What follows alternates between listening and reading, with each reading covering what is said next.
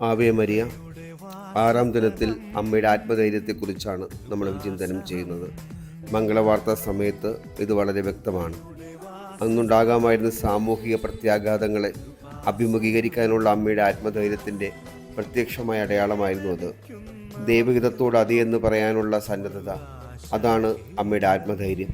തുടർന്നങ്ങോട്ട് ഇതേ ആത്മധൈര്യം നമുക്ക് കാണാൻ സാധിക്കും. ഈജിപ്തിലേക്കുള്ള പലായനം, കുഞ്ഞിനെ ഹെറോദോസിൽ നിന്ന് രക്ഷിക്കാൻ അമ്മ സകലത് ഉപേക്ഷിച്ച് പലായനം ചെയ്തു. കുരിശിൻ്റെ ചുവട്ടിൽ അമ്മയുടെ ആത്മധൈര്യം, മകൻ്റെ സഹനങ്ങൾക്ക് സാക്ഷ്യം വഹിച്ചുകൊണ്ട് അവൾ ആത്മധൈര്യത്തോടെ നിന്നു. അമ്മയുടെ ആത്മധൈര്യം നമ്മളെ പഠിപ്പിക്കുന്നത് തീരെ സുഖകരമല്ലാത്തതും വെല്ലുവിളികൾ നിറഞ്ഞ സാഹചര്യങ്ങളിലേക്കും ദൈവസാന്നിധ്യത്തിൻ്റെ വിശ്വാസത്തിൽ വിലയം പ്രാപിക്കാൻ നമുക്ക് സാധിക്കണം. ധൈര്യം ആവശ്യപ്പെടുന്ന ഒത്തിരിയേറെ സന്ദർഭങ്ങൾ നമ്മുടെ ജീവിതത്തിലുണ്ട്.